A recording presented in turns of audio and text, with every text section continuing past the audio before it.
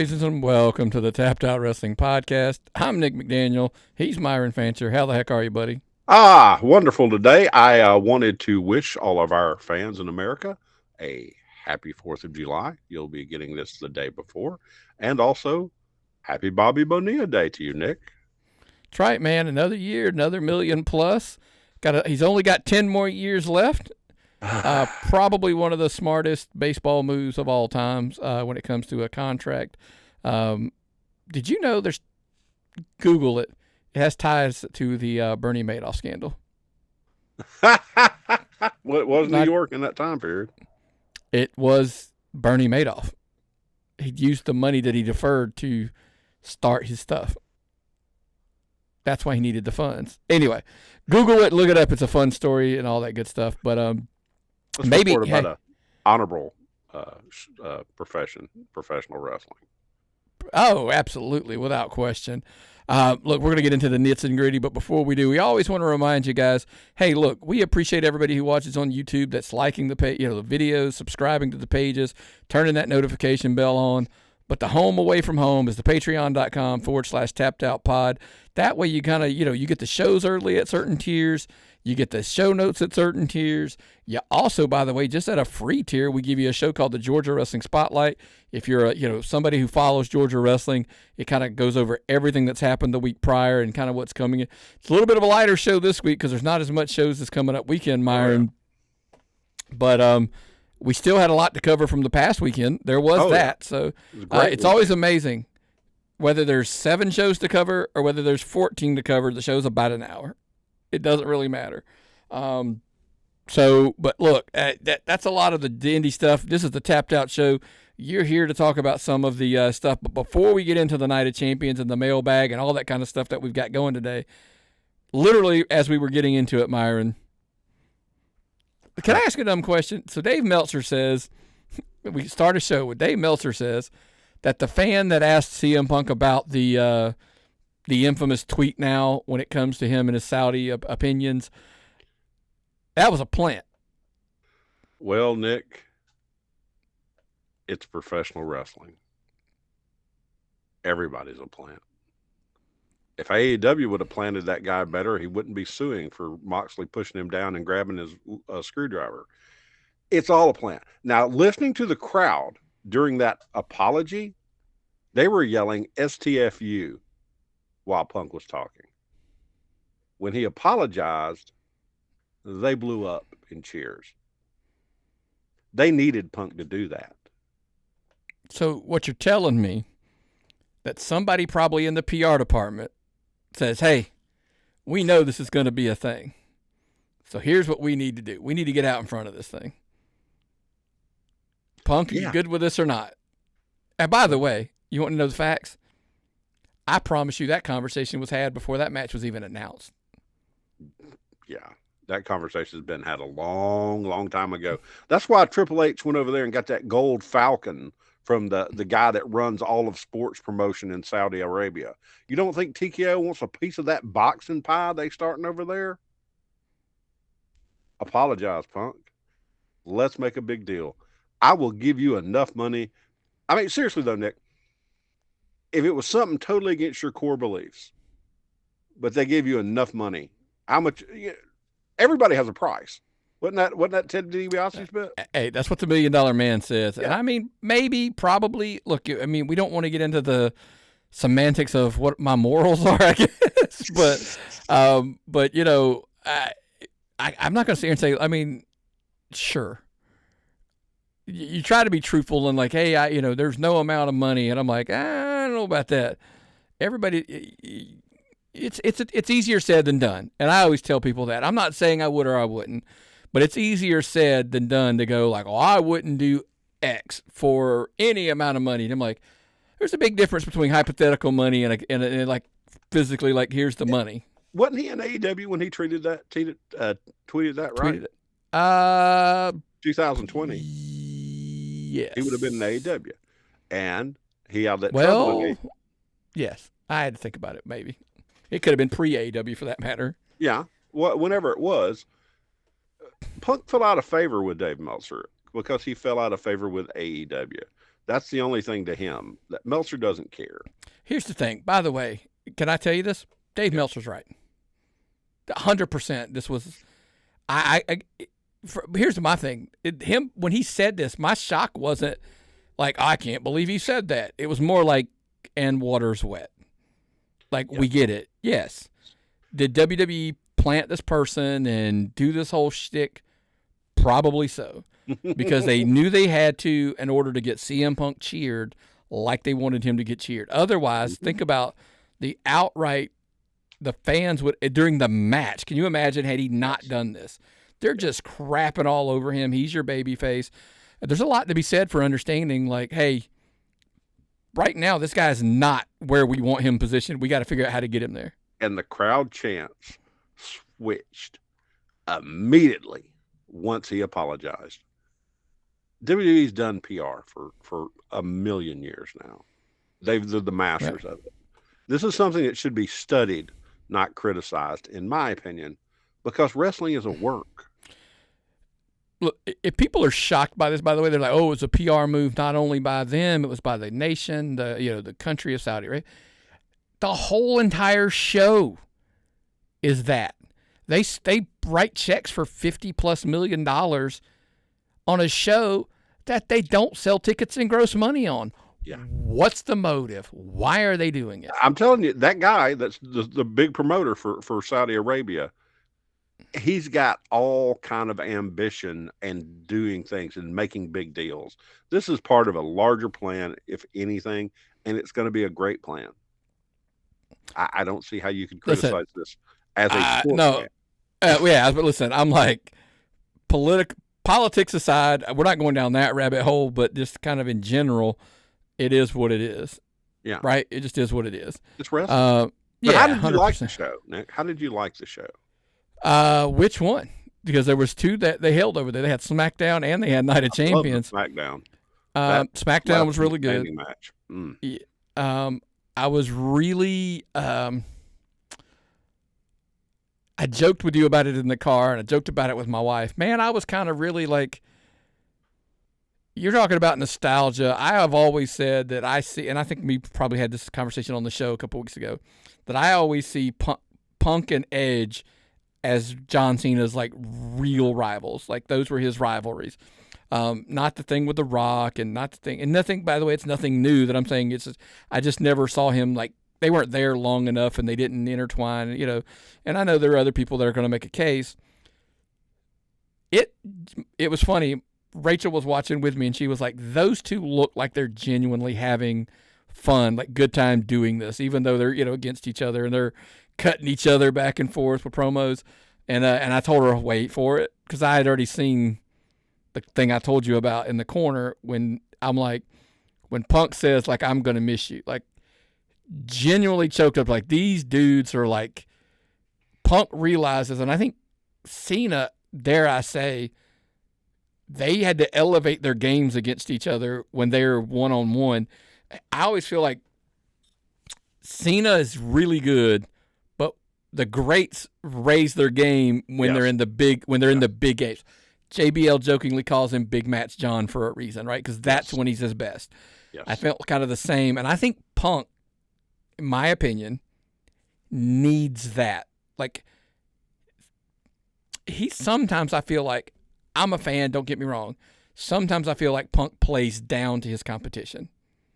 Like if they're not at his level or, like right there, it's kind of like, he's kind of going through some of the motions. He's doing he's doing Punk things, but just not at 110%. Yeah, I get you.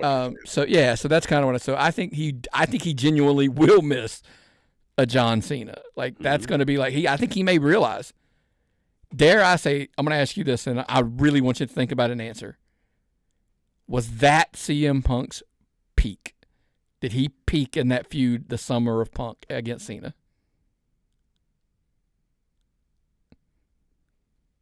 No, because this last year, if you can't tell me the last comeback, this run he's had since he's returned was not some of the best work with Drew McIntyre, some of the best work cutting promos, that Cena promo he cut on Friday. I like this. I'm really enjoying this run. But I agree that I enjoy it, but I think he peaked. I think he was at his physical peak, his his promo peak, like all things kind of coming together. I think now he could, you can give him a mic, he can go in there, but let's be clear. Physically in the ring, Punk is not where he was, and who would be? I'm not crapping on him. Who would be to who he was during the Pipe Bomb, CM Punk, Summer of Punk, WWE, that last little run there. I think that's when he's at his peak. And I digress. But now it's not like they didn't deliver on Saudi. I thought they did a really good job across the board. It was a lot. You told me. See, I didn't get to watch it before we left Saturday, and we were in the car, and it's like, well, it's good. It's really overbooked, but I enjoyed it. I have to agree 100%. It's overbooked, and all of this, in my opinion, with Seth Rollins out there, whoever has the belt, if they're going to have a match, would it be Punk and Punk and Cena again? Or do we get Cody and Cena again? If the match is not in a steel cage or something isolated, there's no way it happens. It's going to be run-in. Seth Rollins and his goons are going to run in. And then Sammy's going to run. They didn't just do all those run-ins for no reason. Those run-ins were to set up more things. So, and I think they did, and I think a lot of it has to do more with, I think we're heading, and we'll get to this a little bit later, hopefully, maybe, the whole three, like, Jay, Sammy, Penta versus the Vision, whatever, the Seth Rollins group. I think they were trying to tell the story within the story. Yeah. And by the way, what do I know? I'm just a fan. Yuck, yuck, yuck. But how great was the story that they were playing out multiple stories in this match? We got that storyline, but we also got the beginnings and the I called it I felt like the ice was thawing on the John Cena heel a little bit. We saw that he questioned. He didn't hit him with the title. He questioned himself a little bit. I never give up, Nick. Okay, see, this even lights up. I don't know if you've seen this before. See, this is my light up John Cena charm. I never give up on John Cena. I don't know if I can give up on turning this off, but I'm going to tell you, I can't believe John Cena is going to stay heel forever. He's got to turn back. Except for that face he made over Cody Rhodes' shoulder. Or sorry, CM Punk's shoulder. Yeah. I get all. That's all. He gives you the over the shoulder face. When you get that over the shoulder face and he looks like a robot, that's when it. I mean, clearly they don't. I just can't see them doing the heel all the way, or could they? I mean, I don't think you can. I mean, I think you got to have the feel-good moment to go home. We'll see in Boston, I'm sure, in December. See him walking up the ramp, from behind with his arm raised. Maybe Will he holding the jorts. Put the jorts in the ring. Will he wear the Reebok pumps and leave them sitting in the ring? How do you get pants that are that accommodating for movement? Are those? I mean, I wear Lee Extreme Motion jeans, but I don't know if I could wrestle in them. I mean, I don't know if I could wrestle at all. I'm not. Well, I know I couldn't wrestle at all. But I would like a pair of pants that had the viscosity and the ability to stretch and let me do extreme maneuvers. John Cena needs to let on. Are those gear? Or are they jorts? They're just jorts, man. They are what they are. He just goes to Walmart, picks up a pair of jorts, and he's good to go. I doubt he goes to Walmart, but wouldn't shock me if it. Hey, who knows? Who knows? Also, obviously, we crowned the king and queen of the ring, Cody Rhodes, Jade Cargill. Cody now will go on to apparently face John Cena at SummerSlam. That's what the stipulations were.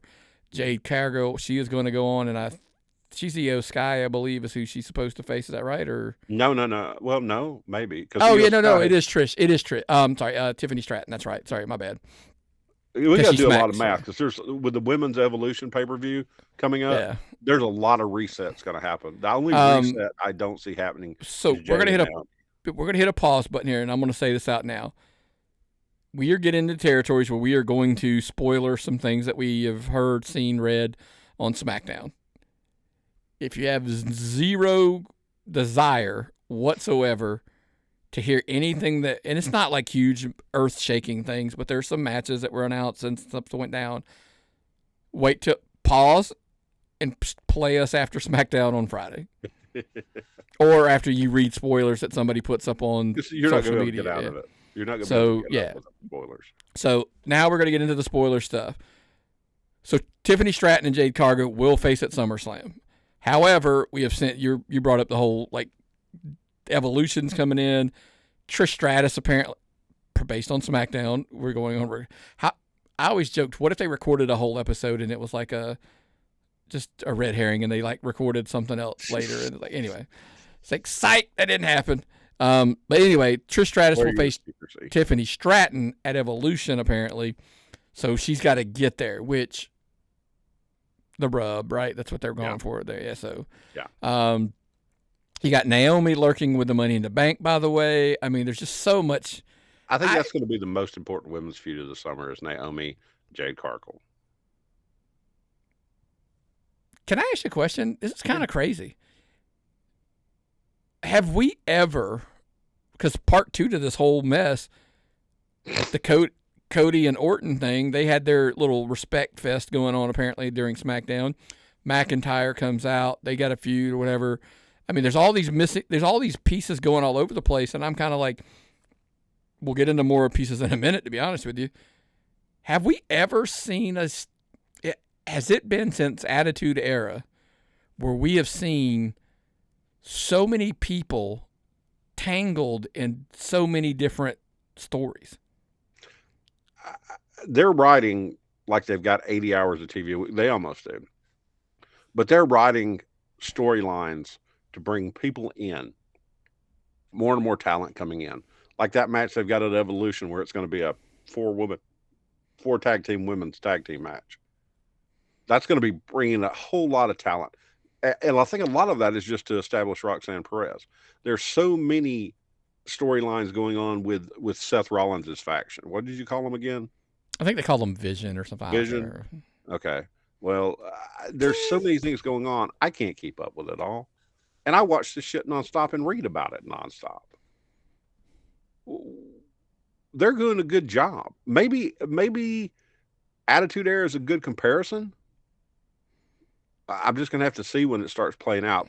SummerSlam is huge on my radar right now. I can only think about how much good stuff we're going to get SummerSlam. 2 nights and Nicki Minaj on top of it. Well, part of the huge chunk of SummerSlam, obviously we've heard the rumors that one Roman Reigns will be returning. I would just naturally assume there's a whole look, everybody else is tied up with somebody. Literally, they're all in the feud. Where does he fit in? The assumption is he's got to fit into this whole bloodline thing. We're assuming, could be wrong. Solo Sikoa defeats Jacob Fatu. Were you surprised by that? I didn't think they would. I wasn't surprised at all the interference. I was surprised the fact the belt changed. Yes. I thought there would be a disqualification or something happened where he got to keep the belt or an oddball situation. But you knew there was going to be a massive amount of interference.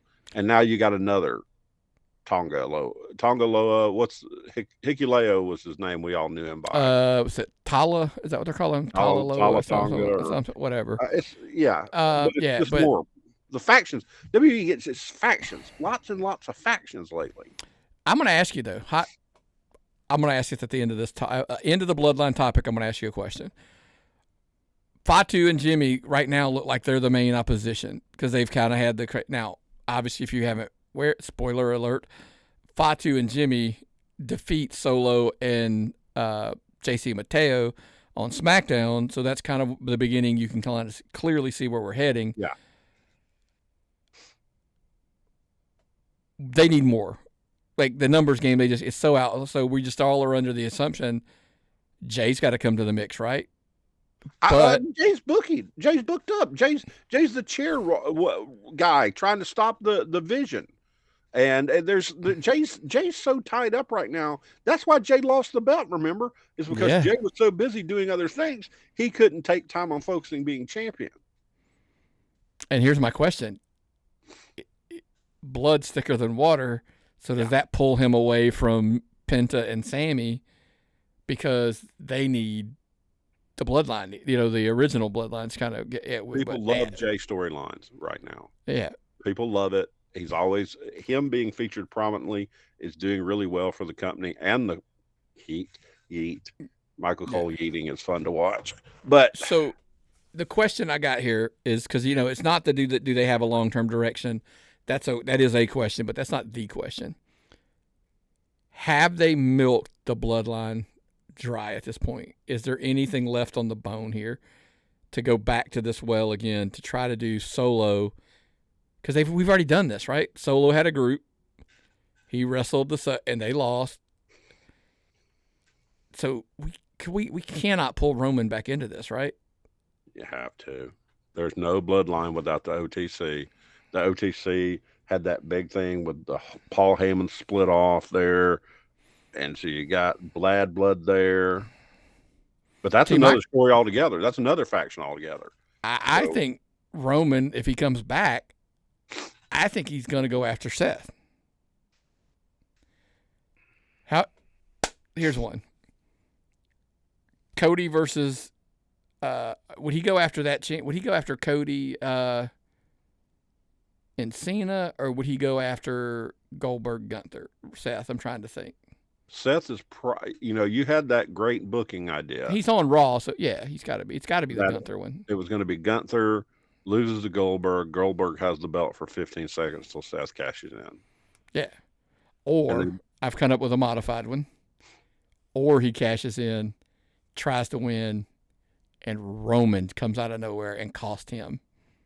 Seth has been the thorn in Roman's side who's always cost him matches and this, that, and the other. Does he stop the cash in? And he basically tells him, every time you try to cash in, I'm going to be there. Well, there's another bloodline member that's doing that with the women's cash in with Naomi and Nia Jax. Yeah. Ooh. I don't know. Can they do the same storyline in two different places? We need cages. We need cages. Well, not we're the getting door one. open cages. We need the lock cages where nobody gets out till there's a winner. And I think we'll get there at some point. Or do you want to do this here? Do we want to talk about Survivor Series WarGames? This is again how crazy. It's almost ADHD booking where this guy's over here, but he's also fighting with this guy. He's fighting with this guy. It's like almost like the playground at school where everybody's fighting against everybody, it feels like. And because when we're talking about the WarGames, they make the announcement, WarGames will return at Survivor Series. Generally, it's been easy to figure out. Oh, it's Bloodline versus this, or it's this versus this. We're sitting here going like, I got no idea. Is it somebody against the Seth Rollins group? So we've got from August 1st to Thanksgiving. Yep. To get this all put together. And they're already planting little seeds in our head, little seeds about what's going to happen. And God knows who doesn't love a WarGames match. So Survivor Series looks packed already. Yeah, but is it Bloodline related? Maybe there'll be an all-new Bloodline shakeout. It'll be Roman and Solo with Jacob Fatu or whatever. There's all kind of angles they could do with that between now. Is Seth Rollins' faction still going to be together? Do they do the Braun turn yet? Because, Braun's got to be the breakout star from that group. Here, somebody asked me if I said, look, could it be the Rollins group versus Sammy, Jay, and Penta? Sort of, yes. But my answer is the math don't work. There's not enough people there. I know you got to add people, which is fine. Well, Penta's got to be back with his brother sometime. Do they bring in Penta? Phoenix has been teaming with Andrade.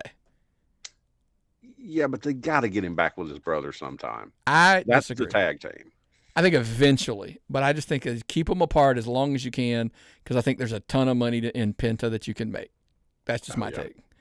Sammy doing that. Last night.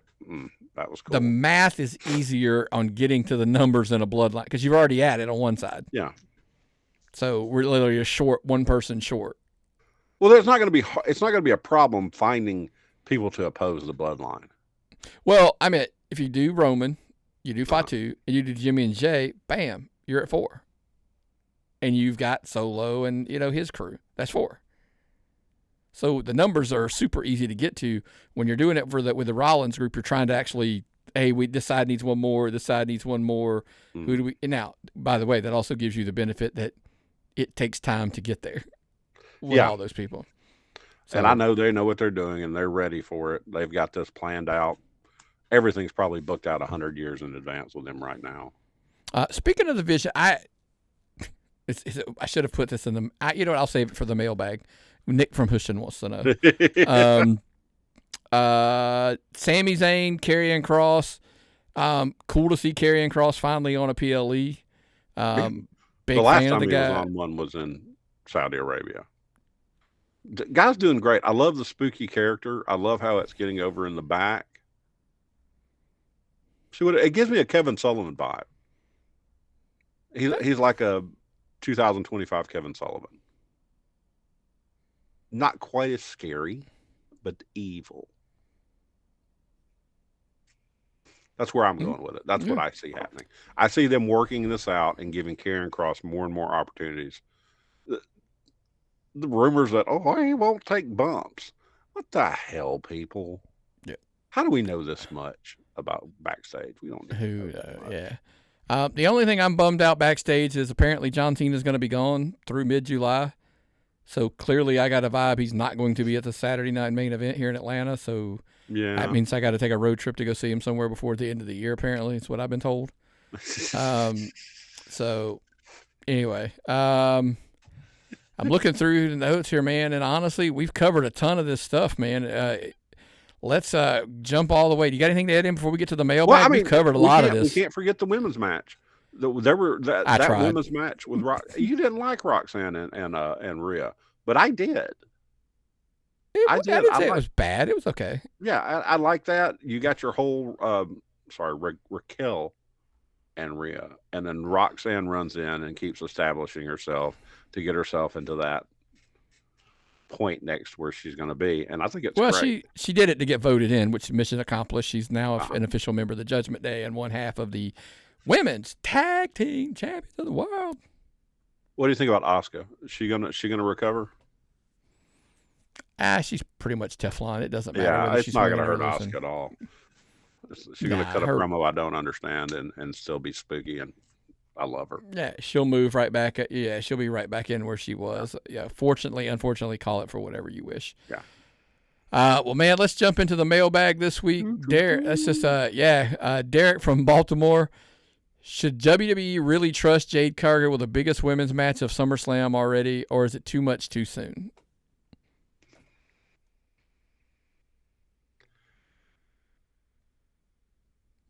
Is she botching more? She's doing great telling stories, in my opinion. I thought the match was good. I messaged you. I thought it was one of her better matches. It's the best match. You said it was the best match you've ever seen out of her. Now, Asuka could probably carry me in a match, but she looked good. She's an incredible physical specimen. If nothing else, put her in the match and have Naomi hanging around. You've got so many variables. But I think she'll be okay. I think she'll be okay at SummerSlam. I think we're going to get a great match. Maybe put her on that pedestal they've been wanting to put her on for a while. There's nothing wrong with her winning, getting cashed in on, and Naomi taking the belt, and then she's chasing again. Yeah. I love a heel with a belt, man. I love a heel with a belt. The money's in the chase. We've said that forever. Tony from San Diego. John Cena says he's retiring with a title. Should the WWE actually let him do that? I'll start on this one. Here's my answer. If he wants to and they want to, I don't see a problem with it. I just don't see him doing it. I've got to add more John Cena Christmas ornaments to my collection. We've said time and time again, though, Nick, they need less belts. Okay, you know one way to get him less belts? Let John Cena retire with one. Let him walk off in the sunset with that 17th title. Get less belts, more crossover storylines.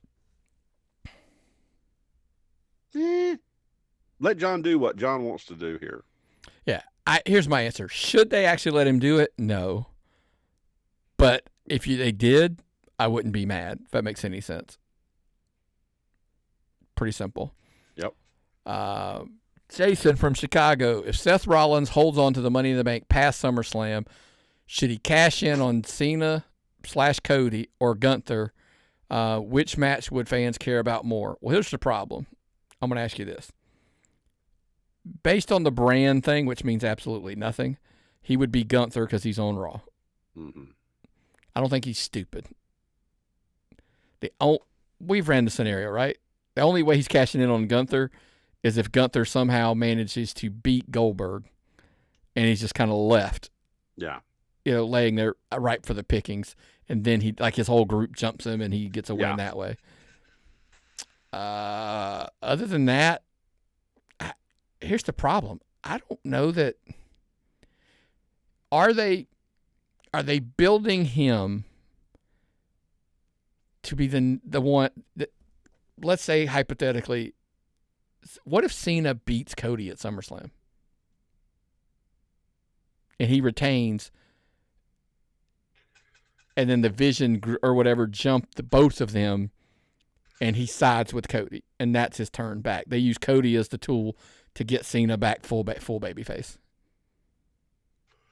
Makes more sense. I think there's more drama associated with Seth Rollins hanging around Cena and Cody.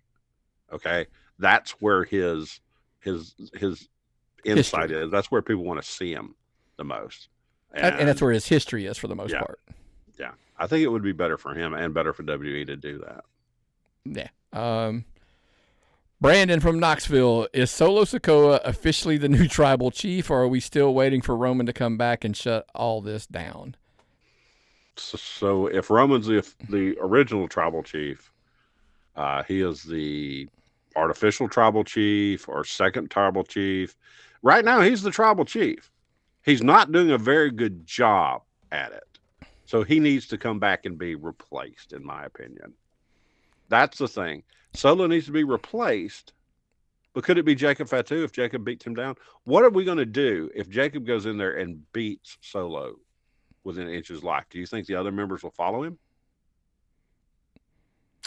I think Jacob could be the guy that took control away. But then here's the problem. I am ready for this to kind of be like, let's get everybody all in line and move past the bloodline thing. Because the only thing that happens is if that happens, well, then Roman's got a feud with Jacob. Yeah, Roman's got a feud with Jacob. But as we said, we get another question. Chris from Mobile, Alabama. Can Jacob Fatu really be a babyface long-term if he's feuding with the bloodline? So would this change Jacob Fatu if Roman comes back and he has to fight him for the tribal chieftain? It would, but I like is problem. Let's look at it from the problem. In my world, Jacob Fatu is a phenomenal heel. That's what he should be. He should be a heel. If you've watched him at the MLWs, etc., whatever, I think he's a heel. He's just so cool. Everybody loves him, and they have turned him as a babyface. He's like the CM Punk of the Polynesians or wherever Samoa is. I would even say something even beyond that. He's literally like he was doing bad stuff. Still people were cheering. Yeah. Didn't care. Yeah.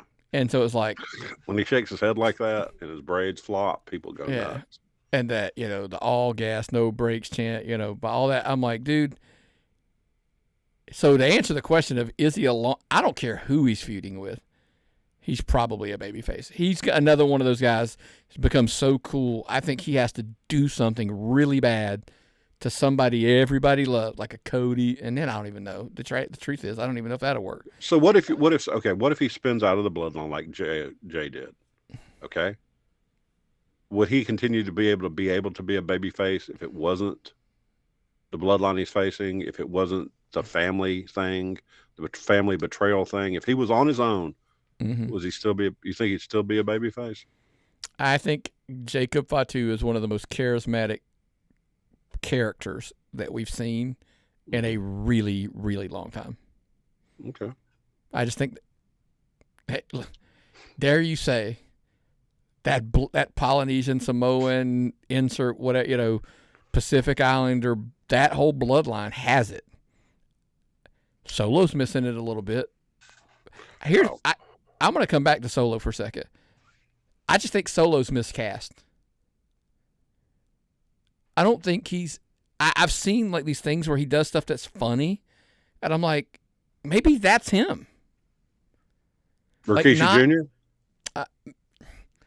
I don't know about maybe to that, maybe, but I don't know if to that degree, but just maybe he's not the like serious brooding like I'm a badass. Maybe he's like I'm just a big badass, but at the same time, I'm hilarious. He would have been better off had he not had to take the leadership role right away. Correct. If he'd had more time to brew, he has not done well in the leadership role, and the damn gloves all the time drive me crazy. I don't know what that's about. He was the one that I feel like slightly, maybe more than slightly, the Bloodline did not service the best. Yes. There could have, like, what if Jacob had come in and he had assumed that role? Like, he was going to be the leader. They would all follow him. Why? Because he was just wild and crazy, unpredictable. And, like, they're like, I am not crossing that guy. Yeah, and, Solo came in as a prize fighter. Solo came in as a tough guy, badass. Not this developed character they're wanting out of him now. Well, here's the thing. And answer me this one. Does that not even add a mystique to it if Jacob, because they built Solo up as this prize fighter, I'm a badass, whatever. Solo, when Jacob comes in, if he jumps in that leadership role, Solo even goes like, yeah, I'm not messing with that dude. That even makes more for Jacob. Because then everybody's like, wait, so even the prize, like the big tough guy, he's like, yeah, nah, I ain't messing with that dude. It's reasonable. It's all reasonable. It is what it is there. Manny from El Paso. Sorry, I had to go back up in the notes. Cody beat Orton clean. Should Randy finally turn heel again? Yes. I wish this was happening. The avoiding the punt because he couldn't do it, and then turning around and exposing the turnbuckle, which wound up getting him hurt, losing the match. I think that was a good tangle. And then you say from your SmackDown spoiler list that now he's going to feud with McIntyre? Mm-hmm. That's what it seems like. That's not going to help him be a babyface, or sorry, a heel. I think it's a stall tactic to get to after SummerSlam. If I had to guess. Okay, you get you a great match on SummerSlam. Maybe, yep. You get some cool promos, and then you see something else happen. Okay, hey, we can even hit the accelerator. We can have at Saturday Night Main Event. You could have McIntyre and Orton. Yeah, he could be super fast. Yeah, so we'll see how that goes. But we're good on time. We're good. Kyle from Spokane, is Roxanne Perez being thrown into the spotlight too fast, or is this exactly what the women's tag division needs? When she went down, when Liv went down, and that was the main thing the tag team had, the women's tag team division had, was Liv Morgan. Liv Morgan was the superstar. Raquel was your heater. Roxanne is in a position where she can handle the wrestling. She's extremely good. She's been developing this heel character down in NXT for a long time. I think she's in a good spot. I think she's the best choice. And I think they were working on it. They were working on this storyline anyway. Yeah. Of getting Liv out of the Judgment Day. This just happened to happen, and they had to improvise. And I think they've done a great job. And I think Roxanne Perez is the person they need. And if not, we're going to see on the 12th when that giant tag team feud thing comes up. And you learned who the SmackDown team was going to be. Yeah, and they spoiler alert. Charlotte Flair and Alexa Bliss picked up a win, and they have qualified for said match. So that's a pretty. I'm a fan of that team. Yeah, well, how can you not be? How can you not be a fan of that team? And if they continue to do this, you're going to get a massive Raw team. You're going to have some kind of Maybe the Bellas come back or something. Who knows? How NXT is about Bree saying that she has not even been contacted? bullshit. No, I 100% agree. I bet she hasn't. You forget who she's married to. Oh yeah. Yes. Yeah. Okay. Maybe Bree doesn't get contacted, but I think if they get Sol Ruka and what's her name from NXT to come up, Zarya, that'll be excellent. Okay, that'll be most excellent. There's a lot of good women talent in NXT. We can't count them out. The belt's been down there before. I'm stoked about this, and I think Roxanne will. This will be Roxanne's big coming out party. That's On the fine. national screen, 100%. Yeah. Yeah. Steve from New York is Punk. I'm sorry. If Punk isn't facing Cena or Cody, we know he's not now at this point. Who is his best SummerSlam opponent? Well, based on what we saw on Raw, because that actually isn't a spoiler alert. That has actually happened. It looks like it's Rollins. It's got to be Rollins. I mean, The here's Paul the question. betrayal and Rollins being out interfering in his matches and stuff. Where does Punk get muscle though? But you're going to need muscle for those to go against Rollins. Well, I mean, we've already brought up the Jay, Sammy, Penta, a group that's fighting with Seth's group. So if they're tangled in, there's the fourth person. Who's the fourth man for the Rollins group? I don't know. We're going to find out. It's got to be somebody. Who knows? That's, again, it's all, to me, wrestling is at one of its best moments when we don't know. Yes. Like when we just are guessing. Yeah, Myron from Sugar Hill wants to know, do you think Braun Breaker gets a singles match at SummerSlam? No. No. Mm-mm. Nick from Houston wants to say, I honestly now in hindsight of coming back based on watching it play out,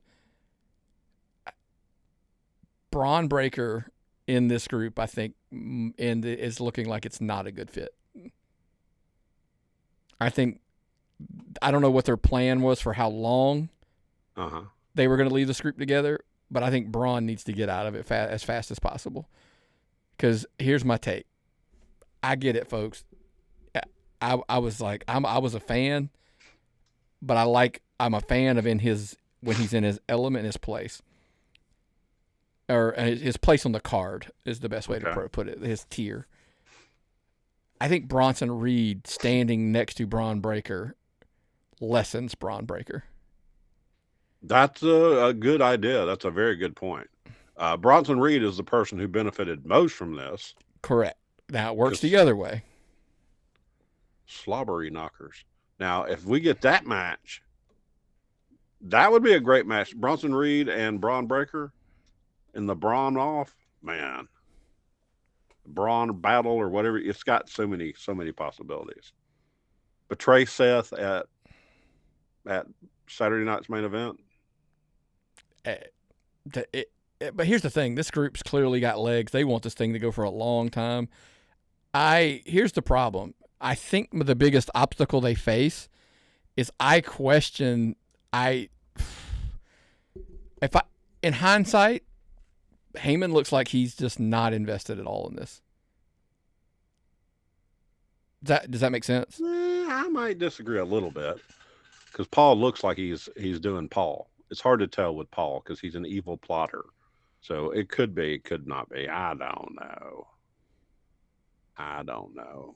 I'll be willing to wait till see how this plays out before I say anything. But it was much better to me before Bronson Reed came in. I know they needed the extra muscle for the storyline, but having a bodyguard like Braun Breaker, your Ray Traylor, your Big Bubba Rogers character. I just think it was too good for him. He was doing so good, and Bronson did cheapen him a little bit. You're right. Good point. Excellent answer to my question.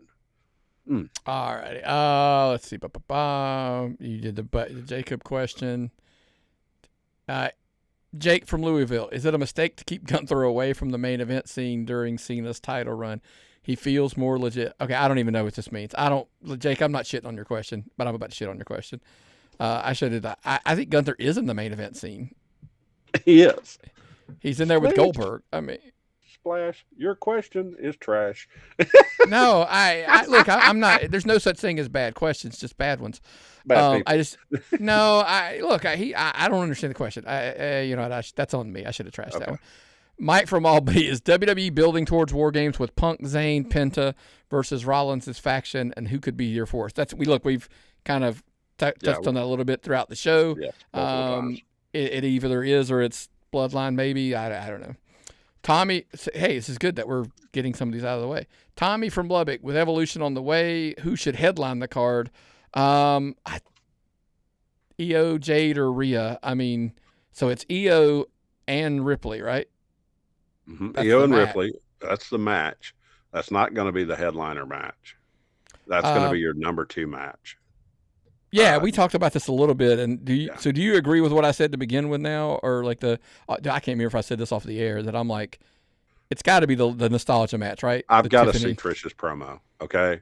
Gotcha. I've got to see Trish's promo to understand. But I'm assuming Trish and Tiffany, Stratton versus Stratus in the Stratosphere, will be your big match, because you brought Trish Stratus back, for Christ's sake. Yeah. Well, I mean, we don't know what we're getting out of Nikki Bella, because she was brought in probably supposedly. So who would you like to see? Who would you like to see Nikki Bella wrestle?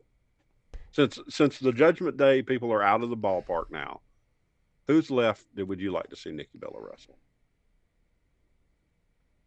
You took Liv's out. Yeah. Somebody you need to put over? Do you think she needs to be somebody you need to put over? Or should she probably be commissioner type stuff? Who's the biggest? Who's a woman on the roster who's just about ready to put? Because we got Bayley and Lyra in a match, and Becky. It's a triple threat. Becky, yeah. Because Lyra is always the one I think they need to get up. If they're gonna stick with her, they gotta keep pushing her forward. Folks, think about it. If you got an answer to this question, send it in to me. Could it be the time? Oh, Stephanie Vacour. Oh, she'd kill Stephanie Vacour. I mean, sorry, Stephanie Vacour would kill her. Yeah, it's gonna be somebody who's. Yeah, she just won a belt, didn't she? Because she just won. Yeah, she won the U.S. belt, I think it was. And she's the least over of the 2 call-ups between her and Stephanie. So maybe that's it. Who knows? But then you got to justify why you're giving Nikki Bella a title shot. Well, not necessarily, because if you're giving Trish Stratus one, then I guess not.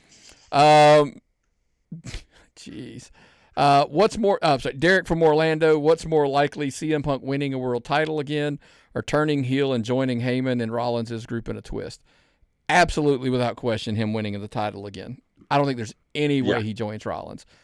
No. Heyman, but not Rollins. I think I could see Heyman and him making up, because that's what friends do. Who takes the bite? If someone takes the belt off Cena, who takes the belt off Cena? Who is the guy to take the belt off Cena? My fear is that they're thinking Rollins. That's my biggest fear. But it's probably Cody. The easy answer is Cody. If it happens, it's going to have to happen at SummerSlam. Don't you think that's the biggest thing until Royal Rumble, and Cena won't be around for Royal Rumble? So to me, it has to be. It has to be. No, you've got, because they're advertising him for the Perth trip. The Crown Jewel in Perth. He's the number one. It's the last time in Perth. They're advertising him. And then you've got Survivor Series, and then you've got, because here's the thing, you could do something at Survivor Series where he loses it there, and that way we get the last match as a babyface. If we don't get a full run, and everybody's just disappointed, I'm going to go, he told you he was going to do this for a year. You expected one thing. He told you what you were getting. I'm tired of John Cena telling me the truth and giving me his plans. I need to have something I don't understand. Like, if the WarGames is like the built match to put a whole bunch of other people in there, and you put him at the top in a title match, that's the one where he drops the title to whomever it might be. And then his last match I think it's a Saturday night main event in Boston, I believe, in December, is what there's rumors and all that kind of stuff. That'd be his one match as a babyface that he goes out so that everybody can pay his respects to him on the last night. It's not the worst. I mean, I know it sounds dumb, and he did tell you that's what he was. Now, the only thing he lied about was taking the title home. He's going to walk up that ramp with the belt when he retires, and that's going to be the end of it. That's going to be your New Year's Eve. Here's an irony one. He's exiting the building on Saturday Night Main Event. He has successfully defended his title. He is the 17th time. He's walking up the ramp, and Seth Rollins cashes in on him and takes the title at the top of the ramp. You're trying to make moments that people are going to talk about forever. You're sitting there making precious moments, wrestling precious moments. That's what you're doing. He wins, and he attacks him in the ring. The group, boo. Cash hits him with the briefcase, cashes in, 1, 2, 3. Seth Rollins is a new champion. And that would be Seth Rollins takes away from John Cena the one thing he promised us he was going to do after the entire year. But listen, we know better than that. John Cena's going to get a babyface reaction. It's already building, and we see it happening. Yeah. Bryce from Greenville, South Carolina. WWE made Cody the king of the ring. Is it too predictable and run it back with Cena at SummerSlam? Absolutely. Way too predictable. Doesn't mean it sucks. Doesn't mean it sucks. I don't have a problem with the idea. In a cage. Make it in a cage. Make it in a cage. Yeah.